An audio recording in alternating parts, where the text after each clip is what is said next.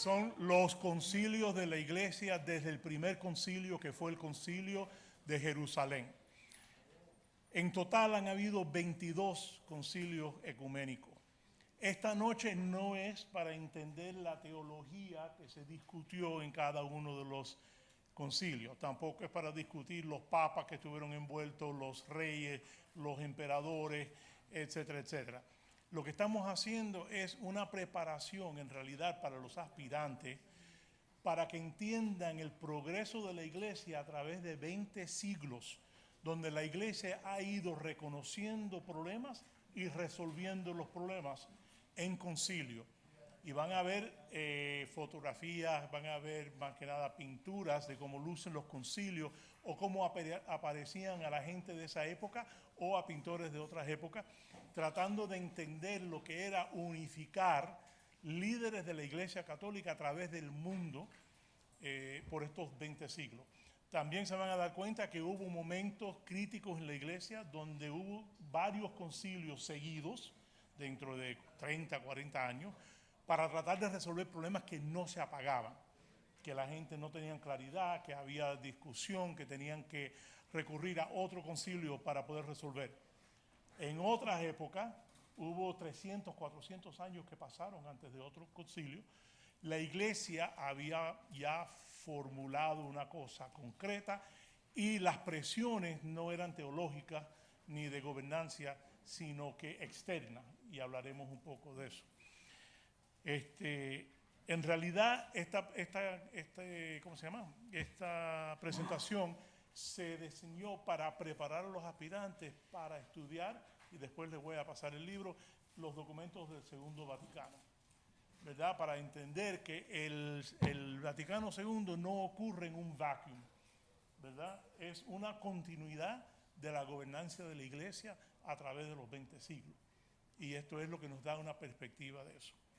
En algún momento, a lo mejor quieran oír los detalles de algún concilio. Son interesantísimos algunos de ellos, las discusiones que hubo entre los obispos o el Papa y el emperador, etc. Muchas cosas muy interesantes, pero hoy no tenemos tiempo para hacer eso con 22. Cierren ahí la puerta. Ajá, gracias. Ok, bueno, empezamos con... de nuevo, definir que esto es una preparación para el estudio en realidad del Segundo Vaticano para poder entender lo que eran los concilios y cuando lleguemos al concilio más reciente, que es el que gobierna hoy en día.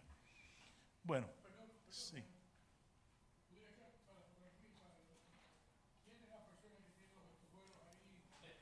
Bueno, van a ver que ya en este que representa el de Jerusalén, habían ya santos, ¿verdad? Muchos de los apóstoles son santos. Ahí había alguien representando la agrupación que todavía no es santo, porque gracias a Dios está vivo. Yo creo que ese es el pintor Emilio Fadero, que estaba presente y estudiando lo que estaba pasando en ese concilio. Buen ojo. Ok. Entonces, hablamos de que son 22 concilios, incluyendo el de Jerusalén. Cada uno van a ver que tiene... la manera que lo he estructurado es un summary. Son major issues and major issuances. Issuance es lo que hace, es una proclamación, ¿verdad? Es lo que ha proclamado cada concilio de acuerdo a los issues, a las preguntas, los problemas que existían en ese momento. Sí quiero reinforce, ¿no? ¿Qué es el concilio? Porque todo lo que estudiamos se basa en la autoridad que tiene la Iglesia a través de los concilios en formar dogma y en hacer el magisterio de la iglesia para toda la iglesia. Entonces, dice, a Catholic Church Council is an extraordinary exercise of the magisterium, which is the church's teaching authority, and holds supreme magisterial authority when gathered and approved by the Pope, allowing it to issue definitive, infallible teachings on faith and morals, interpreting scripture and tradition for the entire church, serving as a vital, authoritative voice, guiding the faithful on core doctrines and challenging errors. Y como van a ver en el principio particularmente hubo muchos errores que surgieron, herejías, etcétera, y que los concilios tuvieron que address. Bueno, como ven, es una suprema autoridad de la iglesia. Cuando los obispos y el Papa actúan en concilio juntos para declarar las verdades de la iglesia. Y hoy no lo vamos a cubrir, pero hay otra presentación que se da para los aspirantes sobre el magisterio de la iglesia y de dónde viene la autoridad del magisterio, porque esto también tiene un historial particularmente bíblico muy profundo, ¿no? Lo que le dijo Jesús a Pedro, lo que le dijo Jesús a los apóstoles, lo que le dijo Jesús a los discípulos, etcétera, etcétera. O sea que es una plenitud, por lo menos bíblica, de la autoridad que tiene la iglesia para ejercer el magisterio. Jesús no nos dejó a la deriva, vamos a decir. Juan. Sí.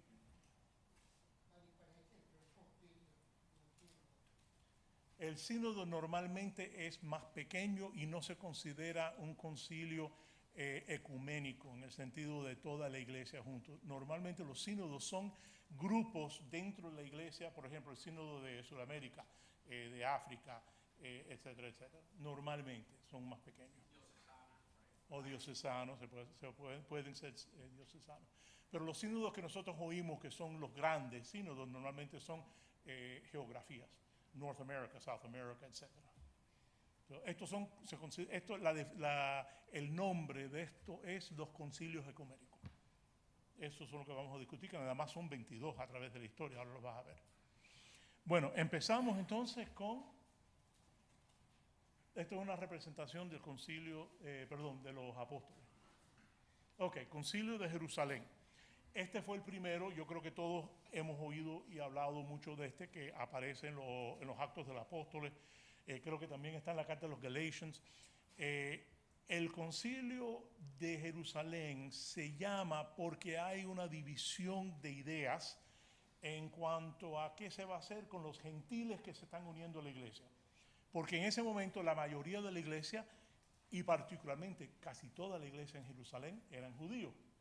Y San Pablo y Bernabé estaban formando gente dentro de la iglesia, entre los gentiles de Grecia, de Turquía, de Éfeso, de Corinto, etcétera, etcétera.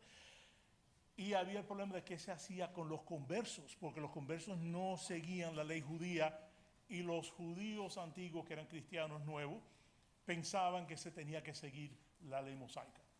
Y entonces se reunieron Pablo y Pedro y varios de los apóstoles, particularmente los de Jerusalén, con los que venían de la proclamación a los gentiles, y tuvieron un referéndum, ¿verdad? Donde se reunieron con ellos y hablaron de los problemas que estaban teniendo. En eso pasaron varias cosas. Uno, salieron unas decisiones. Por ejemplo, los gentiles declararon que no se salvaban por seguir la ley mosaica. Eso no era por donde venía la salvación venía por la gracia de Jesucristo y su resurrección. También decidieron que la circuncisión no era necesaria. Imagínate el escándalo que debe haber habido entre los que se eran conversos, pensando, me van a picar para yo tener que ser cristiano y esto y aquello, y formó un tremendo lío, y bueno, quitaron eso.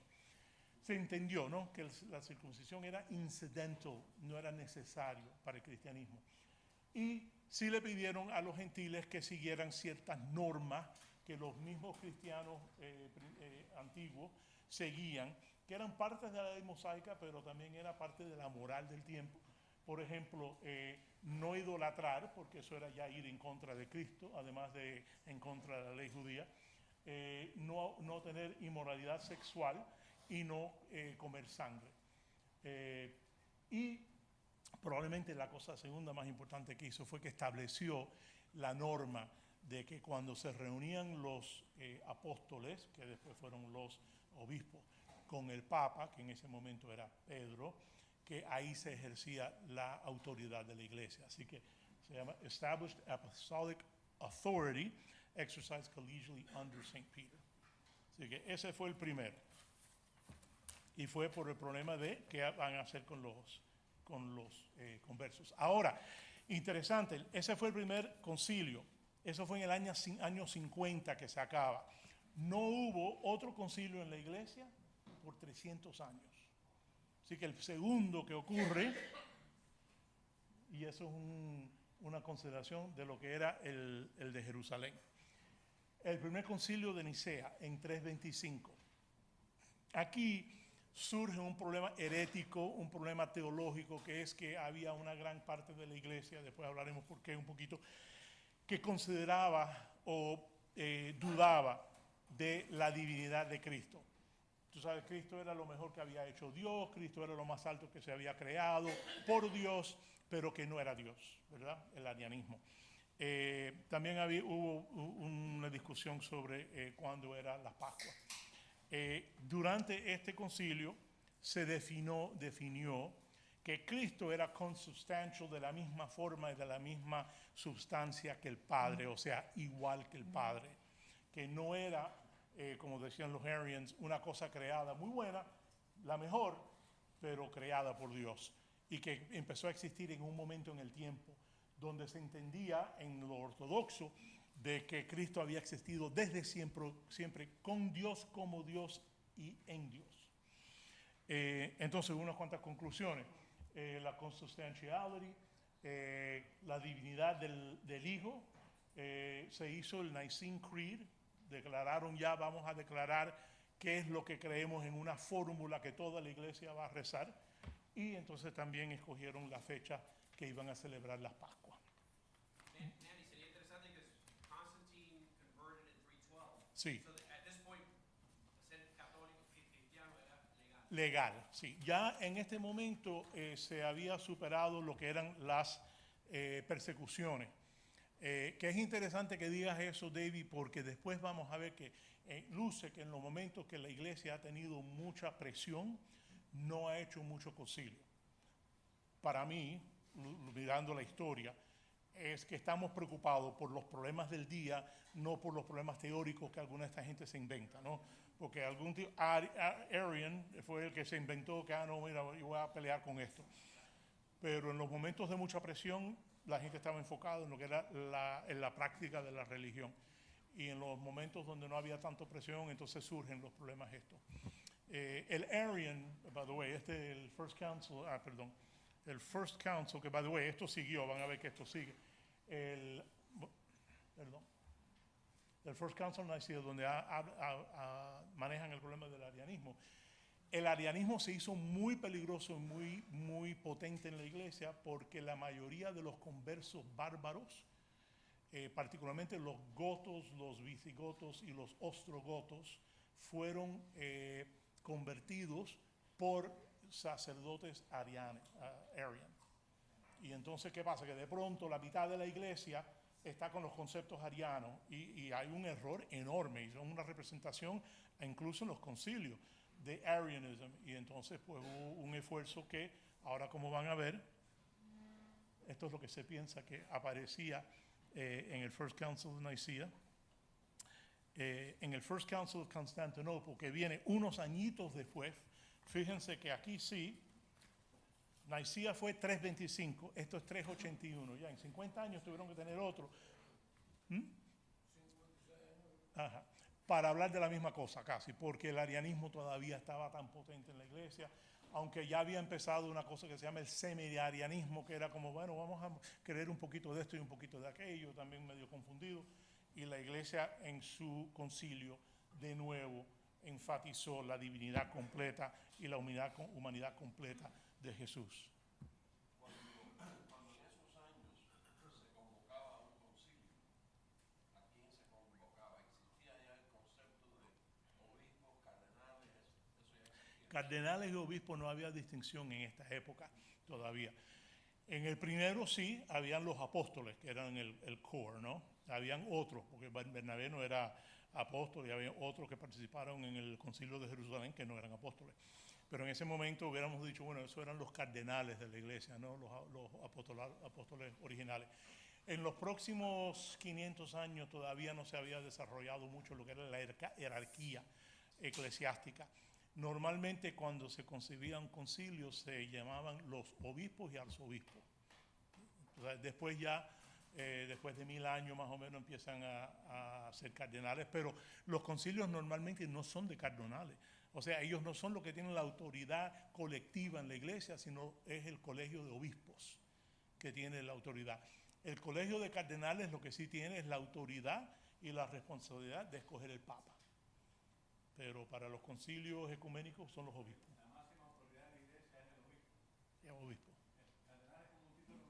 exacto. Exacto,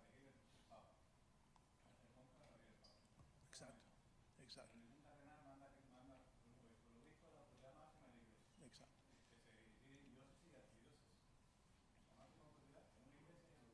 Y entonces cuando se llama un concilio, lo que se llama son los que son la máxima autoridad, que son los obispos. Bueno, ¿qué pasa? El mismo problema, Divinity of the Holy. Bueno, no, también surgió para el de Constantinopla el problema de la divinidad del Espíritu Santo, porque ya habíamos tratado el problema de la divinidad de Jesús, de Cristo. Después ahora vino la divinidad del Holy Spirit, porque habían aquellos que querían que el Holy Spirit fuera una cosita que echaban, ¿no? Que no era parte de Dios, que no era Dios. Y ahí fue que empezaron a hacer lo que se llama the Trinitarian Doctrine, ¿no? Que después surge en otros concilios. Pero el de Constantinopla affirmed the full divinity of the Holy Spirit, que es Dios, el Espíritu Santo. Completó el Nicene Creed, que ya tenemos los dos creeds hechos para el año 381, y empezó a clarificar lo que era la doctrina trinitaria. Ok, de ahí, y ese es el Constantinopla, el concilio de Constantinopla. En el de Constantinopla, ¿quién estaba también participando? Constantino, que luego van a ver que eso trae problemas. No Constantino personalmente, pero el concepto de tener el emperador envuelto en lo que son los concilios de la iglesia. Bueno, el próximo es el concilio de Éfesus. Todo el mundo sabe, Éfesus es una ciudad antigua que está en el sur, en la costa del sur de Turquía, ¿verdad? Aquí el problema fue Nestorianism, viene de un tipo que se llamaba Néstor, que pensaba que la humanidad y la divinidad de Cristo estaban separadas y que María había sido la madre del humano, pero no del divino. ¿Verdad? Que había una separación y que María, sí, muy bien, era la madre del hombre, pero no era la madre del Dios, y que el Dios y el hombre estaban separados, existían ahí medio juntos, pero no era la misma cosa, ¿no? Entonces ellos concluyeron en Éfesus que Cristo era una divina persona que tenía dos naturalezas, que es lo que sabemos hoy en día. Declararon de nuevo que María era Theotokos, que es madre de Dios completa, y obviously condemned Nestorianism as una herejía, ¿verdad? Ok. Bien, entonces, el council, y esto es un depiction de lo que debe haber sido el concilio de Éfesus bajo el Papa Celestino I. Ahora, vean que este painting, que es uno de los mejores que representa ese concilio, no fue pintado hasta los años 1500. ¿Verdad? Que alguien entendió, representó, etcétera, etcétera. Van a ver un poquito de eso aquí. Bueno, en el Council de Chalcedón en 451. Ahora, mira la frecuencia que estamos, ¿verdad? Porque estábamos en qué año, en 431. Ahora estamos en 451. Son 20 años que decidimos que necesitamos otro concilio. ¿Por qué? Surge otra herejía. ¿Qué herejía surge? Surge la monofiticismo. Es pensando que Cristo nada más tiene una naturaleza. Y entonces se definió con, ya el concilio tenía que ¿cómo se dice? Poner su pie, ¿no? Put his foot down. Y decir, ya se acabó esto de que hay uno y que hay dos y esto aquello. La verdad es que Cristo es una persona que tiene dos naturalezas, y esto se enfatizó sin confusión entre ellas, sin cambio una del otro, sin división y sin separación. Y entonces produció the Chalcedonian definition, que es el Chalcedonian definition of the composite human and divine nature of Christ. Gracias. Was this already well known among the clergy, or did they have to discuss to arrive to this conclusion? They had to discuss, and the reason they had to discuss is that there was a substantial enough influence of the monophysicists to concern the body of the church. I don't know, numerically whether it was 5, 10, or 20% of the priests, but it was large enough of the people that believed this that the church became so concerned that it called the council to officially, with that authority that a council has, put down that heresy. So, again, I don't know the percentage, but it was strong enough that they had to put a council together to deal with it. Council of Chalcedon. Ok, entonces pasamos de Chalcedon y aquí hay un vision de lo que habrá sido el Council of Chalcedon. Dime, Valero. Dile.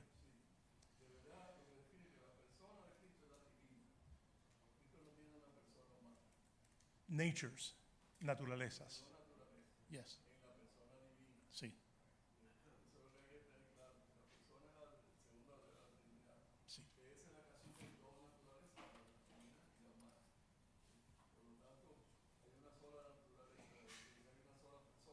Ah.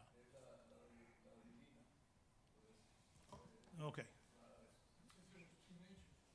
Two natures. One person, two natures. Yes. Sí. Y si algún día quieren una presentación sobre alguno de estos dilemas, herejía o concilio, es interesantísimo, podemos hacer eso en el futuro. Ok. Ajá.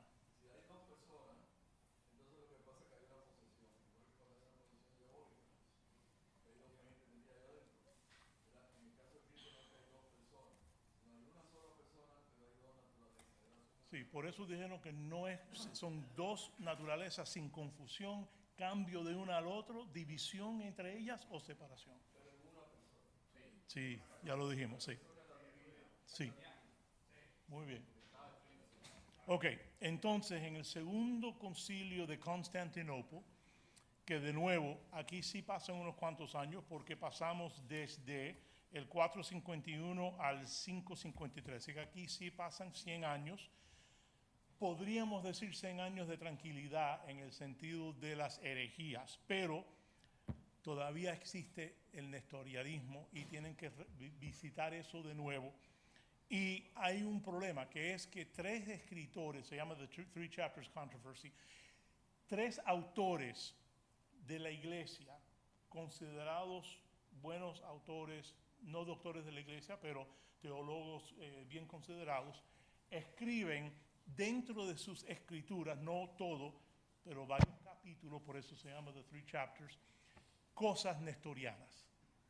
Y eso crea o es parte de lo que es el renacimiento del nestorianismo en la iglesia. Así que habiendo ya tratado ese problema antes, tienen que volver a tratarlo otra vez. La iglesia, y había un poco de duda porque estas tres personas que habían escrito estas cosas eran gente considerada bien, ¿no? Es como si ahora dijéramos, mira, encontramos un capítulo de Ratzinger que dice que la Virgen no era virgen. Y entonces imagínate el problema que tiene la iglesia mirando las escrituras de un líder de esa envergadura con un problema, ¿no? Así más o menos era lo que encontraron aquí. Decidieron que se tenía que hacer a pesar del riesgo de confundir y quitarle autoridad en las otras cosas buenas que habían hecho y condenaron las escrituras problemáticas de estos tipos. Y clarificó la unidad total de Cristo, que era el problema. Bueno, de ahí, aquí está un ejemplo de hubiera lucido el Constantinopla II. Pasamos al tercero, en el 680. Aquí surge otra cosa, que es monothelitism, que tiene que ver con el will. Obviamente, habíamos estado hablando de persona, de naturaleza, de divinidad, de si era divino o si era humano, y si María era la madre del divino, la madre del... Ahora surge otra gente pensando que Cristo nada más tenía una voluntad, que no tenía, en realidad lo que querían decir era que tenía una voluntad divina, no tenía voluntad humana, que hubiera retraído todo lo que es el concepto de que Cristo es humano también. Bueno, en ese concilio se afirma de que Cristo tenía dos wills, no sé cómo se dice will en español, dos voluntades, y que la divina y la humana estaban en perfecta armonía. Y ahí condenaron, por supuesto, la herejía que estaba surgiendo. Y es interesante porque va el mismo pregunto que hizo Rafi ahorita. ¿Cuán grande esta herejía hubiera sido esta herejía? Bastante grande para que tener que llamar a todos los obispos principales de la iglesia para definir y decidir qué se iba a hacer con esta herejía. O sea, de esa envergadura era el problema. Bueno, de ahí pasamos. Y aquí vemos esto, por supuesto, aunque fue... esto, bueno, yo creo que esto no fue pintado en el mismo momento. Nevia, Bueno, más o menos la misma época. El concilio, el tercero de Constantinopla. Bueno, llegamos al segundo concilio de Nicea. Ok, aquí el problema era un problema interesantísimo que todavía hoy en día van a oír los ecos de este problema, que eran los iconoclasts. Los iconoclasts eran las personas que decían que la iglesia estaba en gran error por usar imágenes de los santos y de Cristo, ¿verdad? Usando imágenes, que es eso de que, tú sabes, en el judaísmo y también pasa entre los islámicos, no se puede usar imagen de lo que son o Dios, o la Madre de Dios, o los santos, etcétera, etcétera. Y entonces hubo mucha teología aquí, que hoy no la vamos a entregar, no vamos a entrar en detalle, pero entre otras cosas, el concilio dijo, mira, aquí no se están venerando las imágenes, ¿verdad? Eso es una estupidez. Vaya, lo pusieron casi así en esos términos. Esto es una estupidez. Pensar que cuando tenemos una estatua aquí estamos venerando el pedazo de... Perdón, no, venerando. Quédate conmigo. Venerando un pedazo de madera o un pedazo de stone. Lo primero que dijeron es, la veneración que se da es a la persona que representa, ¿verdad? Así que primer error, no estamos venerando un pedazo de madera, un pedazo de mármol, estamos venerando a la persona que representa. Número 2, no estamos worshiping ni esa persona, ni ese pedazo de cosa, ni la persona que representa, a no ser que la persona que represente sea Dios, ¿verdad? Y entonces esos fueron los dos problemas que hicieron. Distinguish veneration from worship. No, nosotros no hacemos worship de estatuas y cosas, hacemos worship de Dios. Y it affirmed the legitimacy of sacred images and icons. Por supuesto, aquí hay mucho más historia. Esta sí es interesantísimo estudiarlo porque, por ejemplo, salen las cosas de la Biblia de que en la historia Dios puso imágenes para ayudar a su pueblo. El más famoso es el poste de la serpiente, ¿no? Que es el que usamos nosotros en medicina. El arca de la alianza, las tabletas de Moisés. O sea, son muchas cosas físicas que Dios usó para que el hombre se apegara a Dios, que pudiera entender a Dios mejor. Y la iglesia también en ese momento, en ese concilio, estoy entrando en demasiados detalles de Nicea, pero reconoció también que el pueblo no podía aprender sin símbolos, porque en esa época la gente no leía, la gente no podían leer. Y entonces, ¿cómo iban a aprender? En pinturas, en arte, en las imágenes, las ventanas, ¿cómo se llama? Las vitrales, etcétera, etcétera. Bueno, y ahí hay algo de The Second Council of Nicaea con el Patriarch Dariasius y Constantino VI, sentado con los obispos. Ok. El cuarto concilio de Constantinopla. Esto ahora ocurre un poquito después, un 100 años después, y esto era para tener que manejar el problema de Fotius. Fotius era un hombre escogido por la Iglesia del Este para ser uno de los representantes de la Iglesia en las provincias nuevas que iban a convertir o tratar de convertir, que eran mucho más grandes que el país de Bulgaria hoy. Y escogieron una persona que era muy crítica de la autoridad del Papa, que tenía muchos problemas, que las escrituras eran problemáticas, que la gente sabía que estaba fomentando problemas. Y entonces el Eastern Church escoge este tipo para hacer en Bulgaria. La iglesia, no, aquí nos va a pasar lo que nos pasó con Ariano, ¿verdad? Que mandamos este tipo a los alemanes y nos convirtió toda esta gente en hereje. Y entonces la iglesia llamó un concilio para hablar en Constantinopla con la iglesia del Este a ver qué se podía hacer. Y en eso condenaron oficialmente a Fotius, que ya tenía mala reputación. Tengo unas anécdotas que es posible que el Photium Schism, ¿verdad? Porque ves que hay un Photium Schism, es el issue. Un temporary split between the Eastern and Western churches, mainly over who had authority to appoint the Patriarch of Constantinople and control over the Bulgarian missions. with Pope Nicholas I challenging Emperor Michael III's appointment of the scholar Photius. So aquí se ve también un problema que viene, que es el problema que habíamos hablado de Constantino, ¿no? De que el emperador es el que estaba escogiendo el que iba a ir a ser misionero para la iglesia del este.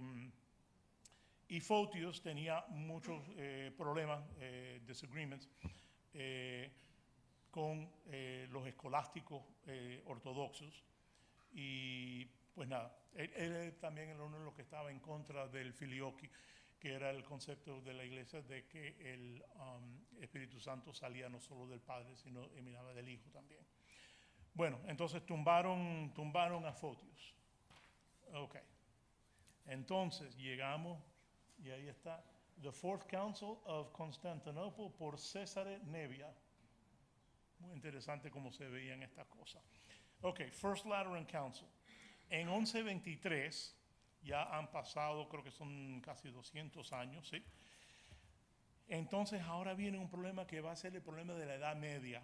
¿Y cuál es el problema de la Edad Media? El rey o el emperador por el Holy Roman Empire, etcétera, etcétera, y lo que es la iglesia representada por el Papa y los obispos. Y lo que estaba pasando en el principio de la Edad Media, en the Dark Ages, era que los reyes y los emperadores del Holy Roman Empire estaban señalando quién iba a ser el obispo en sus territorios. Y la iglesia dijo, no, esto no puede ser, esto le toca a la iglesia. Bueno, en el First Lateran Council, lay investiture era el problema más grande. ¿Qué quiere decir? Lay, una persona que no es de la iglesia, o sea, el rey, metiendo la orden de quién iba a ser el líder de la iglesia. Y habían problemas con Church Reform, que particularmente en cuanto a la educación de los sacerdotes, porque no había una forma concreta de educación y habían algunos sacerdotes que no tenían educación ninguna, habían otros que sí, que habían ido a universidades. Bueno, prohibió que los líderes laicos pudieran poner los obispos. También habló del problema de la celibato, ¿cómo se llama? Celibato de los sacerdotes, y afirmó el Concordat of Worms. El Concordat of Worms fue un arreglo que hizo el Papa con el Holy Roman Emperor, de manera que iban a, número uno, el Holy Roman Emperor no podía decir quién iba a ser el obispo, pero podía estar presente en el acto de crear un obispo, ¿no? En lo que era la investidura, podía estar presente. Número dos, en el Concordat of Worms, el Papa es el que le daba el mando, los símbolos del mando al obispo, el scepter, etcétera, el tiara, lo que fuera. Pero el emperador podía darle las tierras al obispo, de manera que todavía había influencia, ¿no? Porque imagínate, el obispo quería tener de dónde salir los recursos y las cosas, algunas veces por el bien de la iglesia, algunas veces por el bien de él, pero todavía había un poco de presencia, ¿no? De los laicos. Dale. ¿En qué momento empieza el requerimiento del celibacy? Ahí se enforce. ¿Cuándo empezó? Ahí. Esto fue, Fue un enforcement, o sea, antes de eso había, por supuesto, sacerdotes casados. bueno, no era la, ¿cómo se llama? No era la norma de la iglesia, pero no había enforcement de esa norma. La norma era no estar casado, pero no había enforcement. O sea que habían muchos curas que estaban casados, obispos que estaban casados, sabemos que habían hasta papas que estaban casados. En contra de las normas, en contra de la norma, no era que eso es lo que he esperado, pero en este momento, dado a varios problemas de corrupción, ya el Concordat dijo, se acabó el concilio, dijo ya, esto es la norma y esto es lo que se espera y esto es lo que se va a mandar.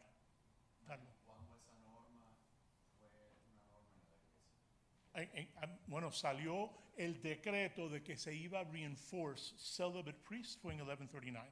Cuando empezó la norma fue entre los apóstoles.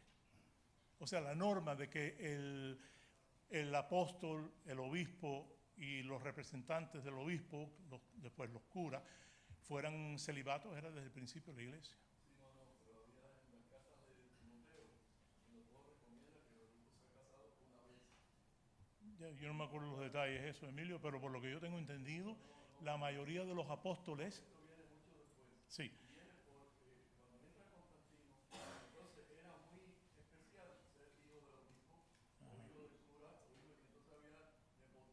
sí, sí, exacto. Por la corrupción es que pusieron el enforcement, no la regla ya existía antes de esto. Ok, vamos a research la regla, cuando la encuentres tráela para poder hablarla de cuándo empezó la regla. No, la regla de no tener, la regla del celibato, es lo que estoy hablando. Eso puede ser otra guardia. Eso puede ser otra guardia. Sí, sí. Research that. Emilio, research, por favor, mira, research cuándo fue que empezó el celibato a hacer la norma. No, esto es when they reinforced it. Reinforced clerical celibacy, ya existía antes de esto. Anyway, research y lo traes para poder discutirlo. Ok, entonces de aquí pasamos al Second Lateran Council. Estaba mirando a ver si aparecía ahí la esposa de alguien, pero parece que ya no. Ok, en el Second Lateran Council había... Pablito. Sí, sí, sí. Es más, en la Iglesia Católica hay sacerdotes casados. Acuérdate que si tú eres converso, sacerdote converso a la Iglesia Católica, ya casado, no ser soltero, ya casado, te aceptan el matrimonio. Lo que no puedes es convertirte, hacerte sacerdote católico y entonces casarte. Eso es lo que no se permite. Pero sí, sacerdotes casados existen todavía en la Iglesia Católica. Es más, aquí tenemos unos cuantos. Está, ¿cómo se llama? Toledo, Padre Toledo, que está casado, tiene hijos, etc. Bueno, converso del protestantismo.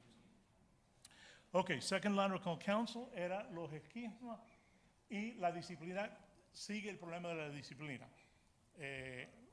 Ya sabemos que en 1123 había un problema, en 1139 ya se reúnen otra vez para el mismo problema. ¿Ves? ¿Qué vamos a hacer con la disciplina de los sacerdotes? Tanto era el problema, o sea, el enforcement estaba tan problemático que en este concilio decidieron invalidate clerical marriages. O sea, no solo era que no podías casarte, sino que si estabas casado, ya no estabas casado. O sea, ya llegó a un punto que dijeron, ya basta de esto, ¿no? También habían otros problemas. Uno de los problemas, no solo dentro de la economía, esto es en el Middle Ages, sino también entre algunos de los obispos y servicios, o sea, organizaciones católicas como monasterios y eso, había usury. ¿Se acuerdan de lo que es el usury? Entonces, intereses, ¿cómo se llama? Más allá de lo que representa la capacidad de dinero de invertirse, ¿no?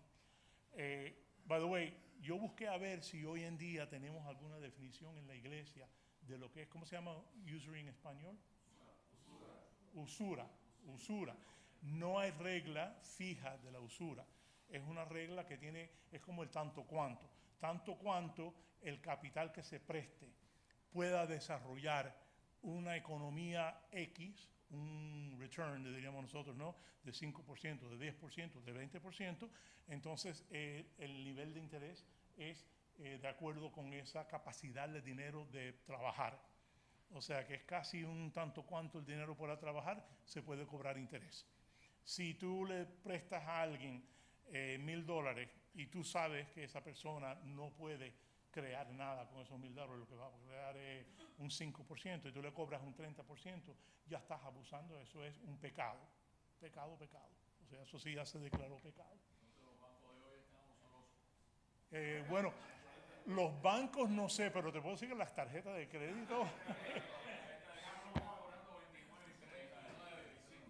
y no hay, como sabemos todos, no hay manera que, bueno, que el hombre normal en un negocio normal pueda crear ese tipo de return, ¿no? Porque si no todo el mundo lo estaría haciendo. No tiene sentido.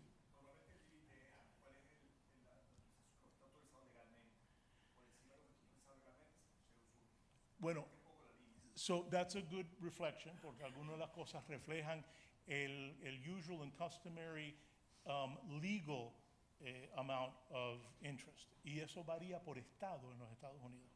Por estado.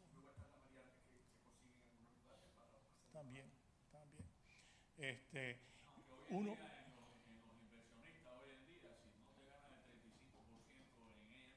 no te prestan, no te prestan. Sí. Ahora, hay un poco de diferencia entre lo que es inversión equity e inversión de préstamo. Pero bueno, eso es otro, eso es un círculo sobre la economía, ¿no? Que podríamos entrar un día. Economía, es más, déjame decirte que hay un círculo buenísimo sobre la economía del Nuevo Testamento y de Jesús, ¿verdad? Una anécdota, voy a desviarme un poquito aquí. Por ejemplo, does Jesus recognize private property? Era una de las preguntas que se hacían. Y claramente la respuesta es sí, sí.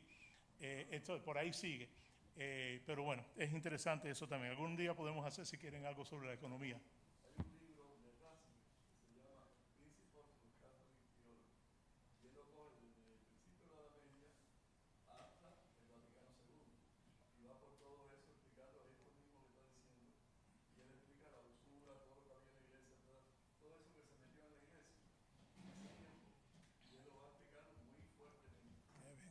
¿Tú puedes presentar sobre eso, Emilio?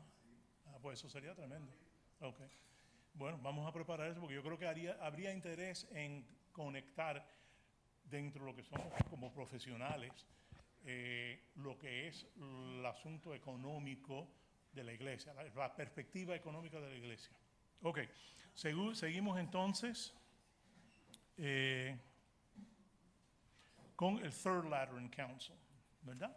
Y aquí habían problemas de cómo estábamos eligiendo los papas, porque había mucha discusión, no se había formalizado qué era una elección oficial. Por supuesto, ya estamos llegando a la época donde hubo un esquismo en el oeste por cómo se nombraban los papas y quién se había nombrado, si había un papa francés, un papa italiano, etcétera, etcétera. Ya estaba llegando ese problema. También había una herejía grande en Francia, que eran los albigenses, ¿no? Aquí le dicen los cathars, pero es la misma gente que los albigenses. Es la misma gente, albigenses. Exacto. Y son el grupo que dio a salir en las manos de Santo Domingo el Rosario, porque fue Santo Domingo que le rezó a la Virgen cuando estaba tratando de convertir estos herejes, y la Virgen se le apareció y dijo, lo que tienes que usar para ganar esta guerra es el Rosario. Y entonces de ahí viene el Rosario moderno, tiene unos cuantos cambios chiquitos, pero el concepto de hoy del Rosario viene de la época esta donde Santo Domingo estaba tratando de convertir a los albigenses. Y de nuevo, Rafi, a tu pregunta, ¿cuán importante era esta herejía? Esta herejía principalmente fue geográfica. Era southeast, imagínate, the southeast quarter of France.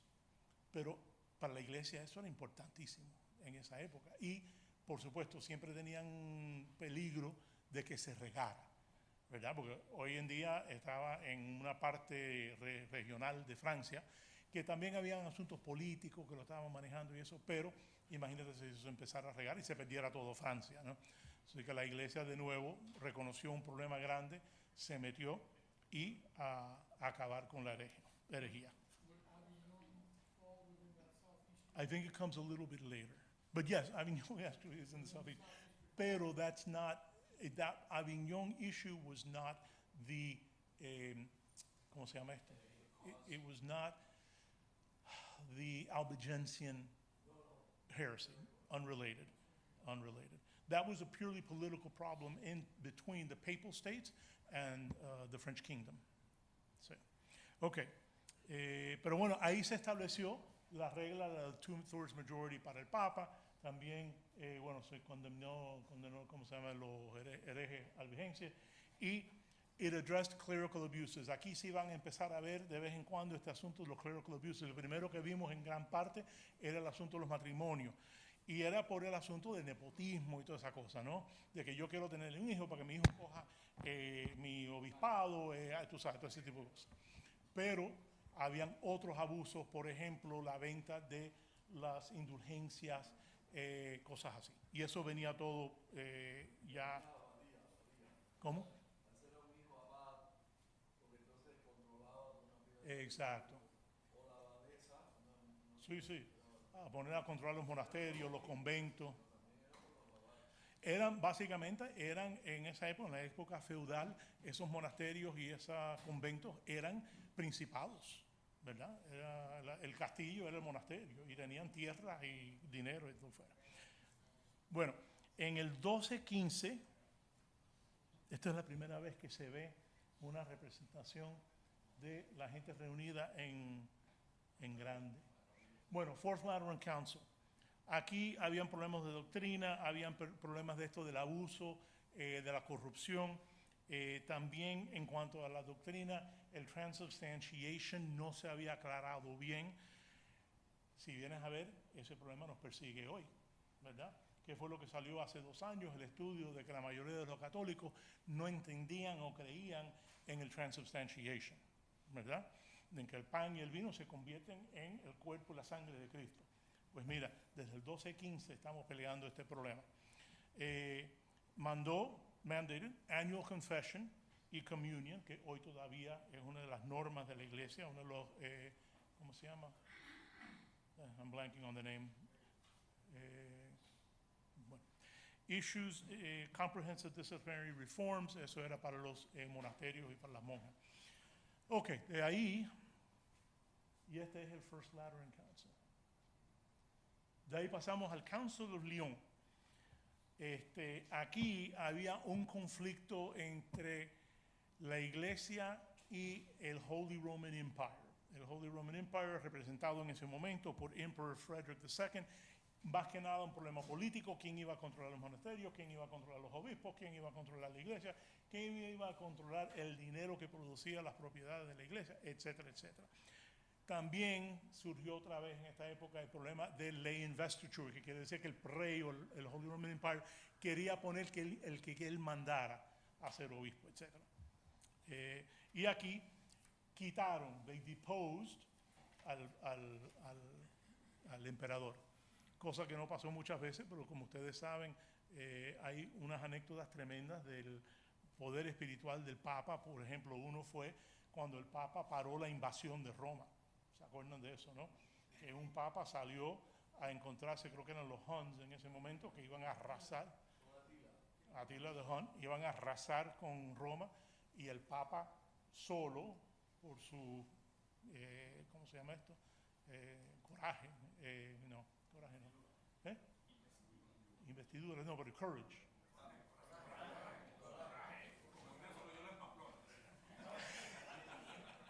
Salió a la batalla, ¿no? Y mandó a Atila a dejar a Roma en paz. Y sucedió. Bueno, aquí mandó a quitar el emperador más poderoso de toda Europa y lo quitaron. Y aquí también ves una cosa interesante para la iglesia, pero también problemática, ¿verdad? Es papal authority over lay secular rulers. Entonces, igual que era muy peligroso, ahora te estoy dando un anécdota, una opinión, igual que era muy difícil y muy peligroso tener el secular leader, los reyes, los emperadores, nombrando obispo, era peligroso tener la iglesia manejando los asuntos de Estado, ¿verdad? Porque ya se convierte en un magnet, un imán para el poder, la corrupción, los problemas, etcétera, etcétera. Y de ahí seguimos un poco los próximos 100 o 200 años, la iglesia teniendo problemas con usar el poder de manera que no necesariamente hubieran sido las más auténticas, vamos a ponerlo así. Ok, seguimos entonces este es el primer First Council of Lyon, un Manuscript Illumination. Ahí pasamos al segundo de Lyon. Ok, este fue muy importante desde el punto de vista de que después del esquisma con el este, y no sé si se fijaron, pero hubo como 2 o 3 concilios que hablaron de los problemas. Número 1, ¿te acuerdas de Fotus? De quién iba a mandar, quién iba a asignar, quién iba a decidir quién iba a ser el patriarca de Constantinopla. el problema del filioque, etcétera, etcétera, la iglesia pasó por la esquisma. Entonces aquí, unos 100 años o so después del esquisma, están tratando de reunirse y hubo un temporary reunion con the Greek Church. Formalizaron los procedimientos del conclave, que como todo, ¿verdad? La elección del Papa se tuvo que decidir cómo lo vamos a hacer de ahora en adelante. Vamos a poner una regla, lo pusieron en un concilio. Después, ¿cómo vamos a llamar a un concilio? ¿Qué va a ser un concilio de verdad? ¿Quiénes tienen que venir? ¿A quiénes tenemos que invitar? Otra formalidad.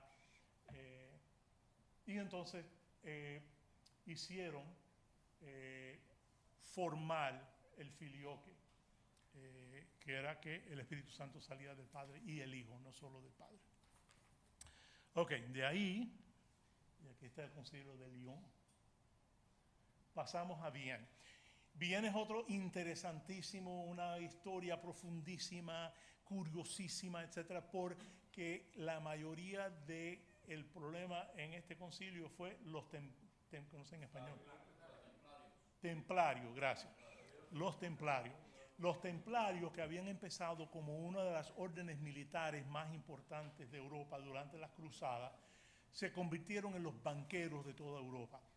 Y es muy interesante ver esa historia de cómo pasó y por qué pasó, porque imagínate, eran un ejército mercenario casi, bastante leal a la iglesia y a los reinos católicos, que existían en todos los países católicos y que manejaban dinero, y que los barcos eran seguros, y cuando iban en un, ¿cómo se llama esto? Llevando oro de un lugar a otro, etcétera, llevaban soldados, knights, o sea, era Brinks, ¿no? Eran el Brinks, el banco y todo de Europa en ese momento. Y empezaron a ver dos cosas. Uno, rumores de que habían abusos de ese poder y de ese dinero. Incluso rumores que nunca se probaron de cosas demónicas y cosas así. Pero también particularmente el rey de Francia estaba muy frustrado porque le debía mucho dinero y no lo ayudaban y yo no sé qué, y le puso presión al Papa, y con todos los rumores de lo mal que estaba pasando, pues decidieron en el Concilio de Viena suppress the Templar Order. Nunca dijeron que eran malos, nada de eso, fue muy parecido al suppression de los jesuitas, cuando supresó los jesuitas. De pronto ya se acabaron los Templars. Las propiedades de las Templars, que eso sí, vayan a hacer el research de esto, me enteré que yo no sabía. La gran mayoría de la propiedad de los Templars, ¿saben para dónde fue? No, no el Vatican y no el rey de Francia. Él recibió un poco, pero no fue la mayoría. Los Hospitaliers, the Knights Today's Knights of Malta. Lo pasaron para the Knights of Malta específicamente, no los Knights of Santiago, ni los Teutonics, eran the Knights of Malta. Sí, en ese momento no eran los Knights of Malta, se llamaban los Hospitaliers, que todavía tienen Hospitalier en su nombre. Bueno, curioso. Sí, sí, sí. Sí, a los líderes franceses, mayormente franceses. Hubo un purge violento, pero eso fue el rey que hizo el purge, no fue la iglesia. Lo suppressed. Exacto. Supuestamente, sí. Exacto. Sí. Bueno, también una de las cosas que pasa en Viena, que es muy interesante, que empiezan a promote los missions, y eso lo vamos a ver en cuanto a la época esa que te dije, que en la época moderna hubo un tiempo muy largo donde no hubo concilio, y eso era una época misionera que vamos a ver. Ok, entonces tenemos el Council, ahí está Vienne, by the way, Council of Vienne. Ok, the Council of Constance.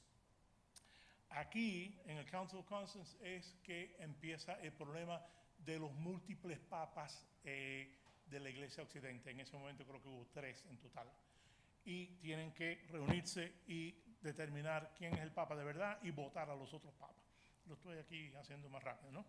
Sí que hay el Western Schism with multiple popes, and there are problems with church reform, de nuevo, who's governing, quién elige, cómo escogen. They end the schism, condemn, bueno, esto viene ahora, te voy a explicar, y assert a conciliar authority, que Es interesante porque ya en un sentido eso se había hecho, pero de nuevo la iglesia en 1414, 1418 tiene que decir de nuevo, oye, la autoridad es con el concilio. El Papa tuvo que modificarlo un poco porque ellos se votaron ahí, que en concilio, pero el Papa dijo, bueno, el concilio con el Papa, ¿no? Y entonces lo corrigieron. Pero Jan Hus es básicamente el primer protestante. Básicamente. De ahí viene Lutero, de ahí viene Calvin, de ahí viene Zwingli, de ahí viene toda la gente que empezaron la reforma protestante. No cuento entre ellos Henry VIII porque ese es un bobolón, pero los que tenían estas ideas raras teológicas que empezaron las herejías del protestantismo, empezaron por Jan Hus, que fue el que tenía un problema con varias cosas de la iglesia. Si alguien quiere algún día podemos hablar de la reforma. No. As a matter of fact, I don't even think he was a priest. Let me look him up real quick because I have a note on him. Dame un segundo para encontrar a Jan Hus. Sí, perdón, priest. Jan Hus was a reform-minded priest whose criticisms and questioning of papal authority led to his condemnation of the Council of Constance and made him a key precursor to the Protestant Reformation. Ok, entonces seguimos con, ahí tenemos el de Constance, the Council of Florence. Y el de Florence es 1431. El de Constance había sido 1418, o sea que aquí estamos otra vez con el asunto de los concilios. Aquí hubo otra oportunidad de reunirse la iglesia occidental y la iglesia ortodoxa y trataron de reunirse. Hubo de nuevo un temporary reunion. Una cosa que pasó, vaya, desde el punto de vista del oeste, bueno en esto, es que hubo diócesis enteras del ortodoxo, del occidente, del oriente, que se unieron a la iglesia a través de este acto. Y cuando se separó otra vez la iglesia ortodoxa, se quedaron con la iglesia católica. Por eso hoy en día vemos que hay ritos muy lindos en la iglesia católica de Eastern Rite. Ajá.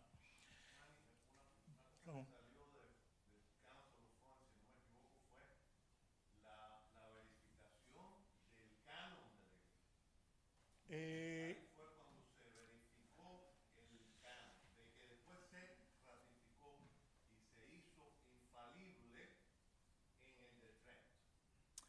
Yo te iba a decir, I don't remember, but it's possible. I don't remember. I know I saw the canon being determined, and we can look for it later in the presentation, in another council.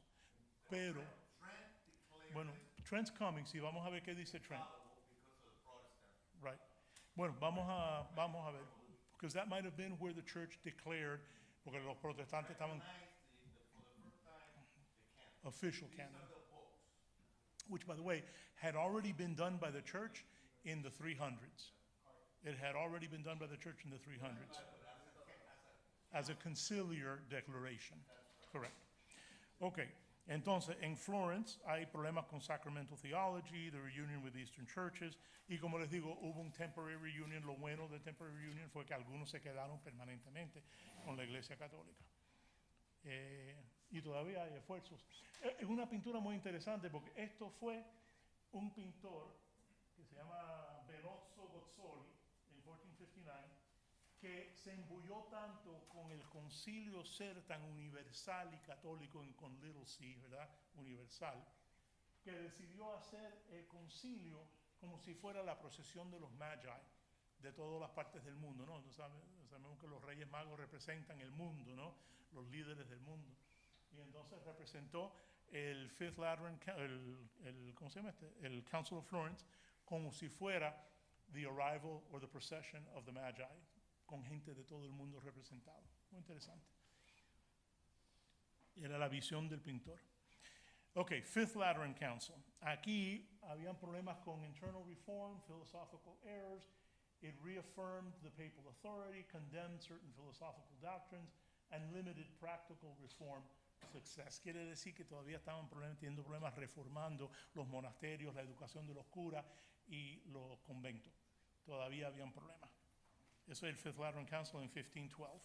Ok, ahora viene posiblemente el más grande de la época media, ¿no? At the end of la época media viene the Council of Trent. Ese es el Fifth Lateran Council ahí, con el Espíritu Santo sobre el Papa. Ok, the Council of Trent. En el Council of Trent ya está pasando el problema grande, enorme, porque es el más grande que había dentro de la iglesia después del arianismo, de la Reforma Protestante, ¿verdad? Y entonces aquí, by the way, fue la primera vez que los jesuitas participaron en un concilio como teólogos y ayudantes. Habló de la doctrina de la iglesia, tradición, justificación. En cuanto a la justificación, era el problema de los protestantes que querían que la justificación viniera solo por la gracia de Dios, de Cristo, ¿verdad? Que no tenías que hacer nada. Si decías, yo me convertí y tengo la gracia, ya yo me salvé. Y la iglesia no es tan fácil, tú sabes, no es tan fácil. Sí, la justificación viene por la gracia de Cristo, pero hay que haber una respuesta. El hombre tiene que tener una respuesta, si no, no es una conversión de verdad. Bueno, ahí sigue, reformaron la liturgia, se estableció que fue la liturgia que sirvió a la iglesia por los próximos 400 años, la tridentina, ¿no? Por eso la tridentina yo creo que hizo tanto ola cuando se empezó a cambiar, porque había sido 400 años sin cambio. No sé si se acuerdan que hicimos una presentación sobre los cambios de la misa a través del tiempo, y la misa fue cambiando y evolucionando hasta la tridentina. O sea, la misa no siempre fue igual, no siempre fue la tridentina. Hubo 1500 años de historia de la iglesia antes de esa misa. En Trent, estandarizando la misa, reform the clergy.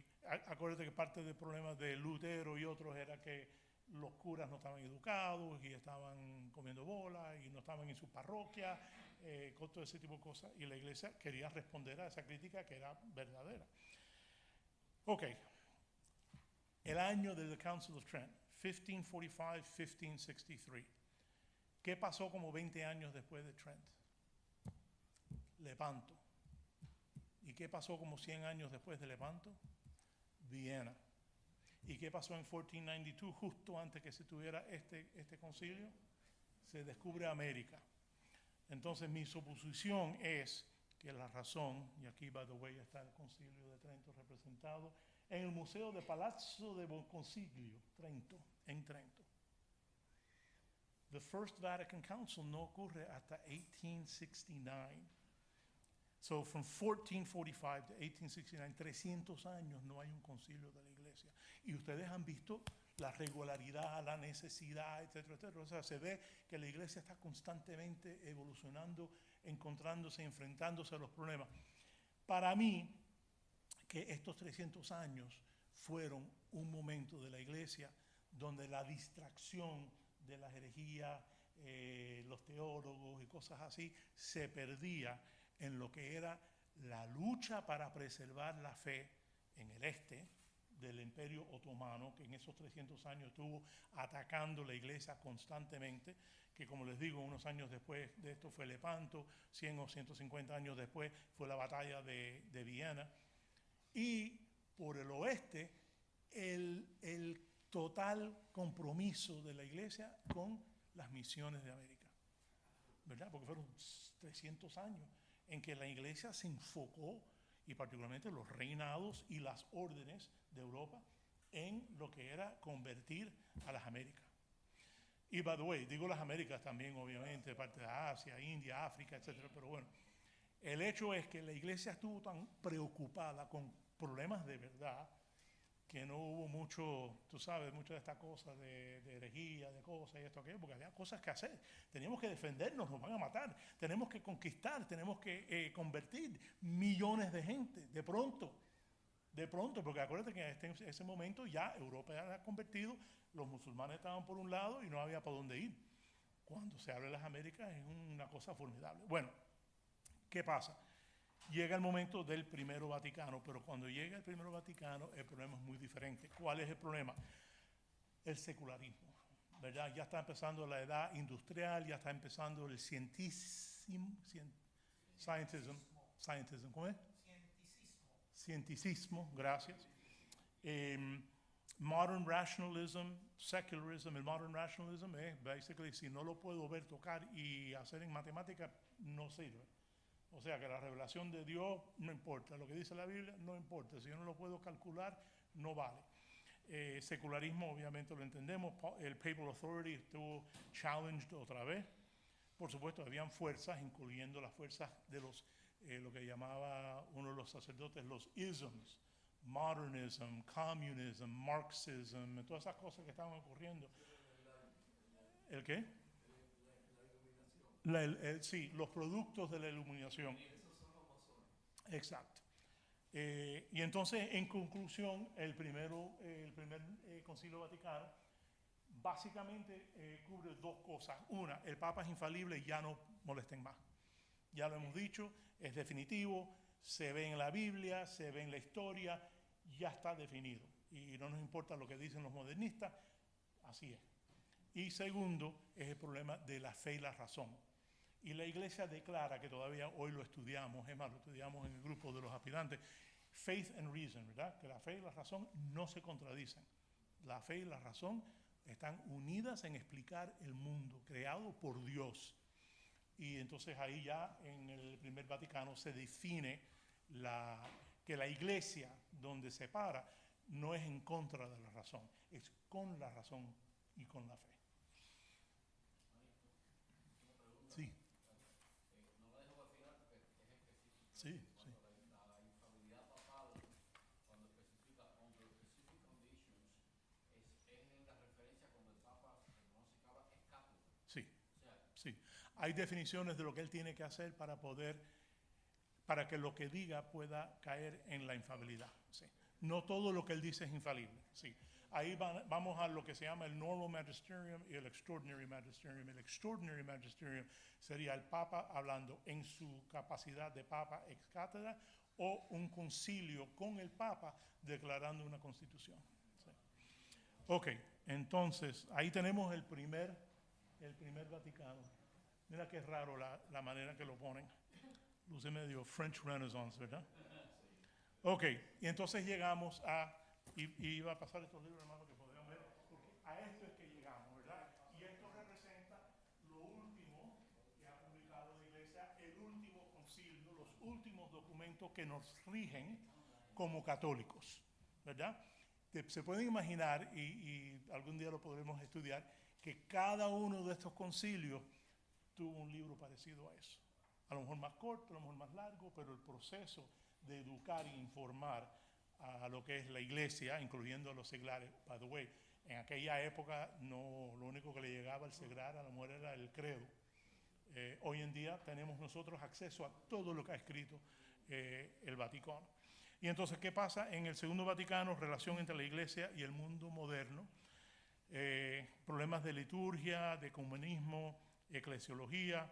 Enfatizó que la Iglesia era el pueblo de Dios y querían aumentar el papel del laico dentro de lo que era la estructura de la Iglesia, de darle un papel más grande al laico, promover la liturgia nueva, tener más ecumenismo y también el, ¿cómo se llama? El religious collegiality entre las partes de la Iglesia. Bueno, y entonces ahí, esto ya sí, cambiamos de pinturas a fotografías, ¿verdad? Y tenemos nuestra primera fotografía del gran Vaticano II, que creo que es la misma fotografía que está en la portada del libro del Segundo Vaticano. Pues nada, en resumen, tenemos un patrón consistente, clarificar la doctrina, que siempre en el principio fue un problema grande, responder a lo que serían las herejías, no es controversia, herejía, reforma disciplinaria porque hubo problemas, hay problemas, el hombre flojo y la flaquencia existía en la Iglesia, pero la Iglesia, como ven, trataba de arreglar esos problemas de abuso o de corrupción, lo que fuera. Por el punto de vista histórico, hay muy pocos imperios o criaturas organizacionales humanas que toman tanto esfuerzo para mejorarse, ¿verdad? La mejoría, automejoría. Entonces los early councils tenían que ver con cristología y la doctrina trinitaria, los medievales más que nada con quién iba a regir la iglesia, el papa, los reyes, los emperadores y los sacramentos. Y entonces los modernos, que serían el Vaticano primero y segundo, son los que han hablado de reforma, autoridad y cómo la iglesia va a engage in the modern world, ¿verdad? Cómo se va a desarrollar, cómo va a proselytizar. Y nada, con eso yo creo que acabamos. Bueno, pregunta. Ok, bueno, muchas gracias. Pero tengo una pregunta. Gracias. Thank you, guys. Gracias.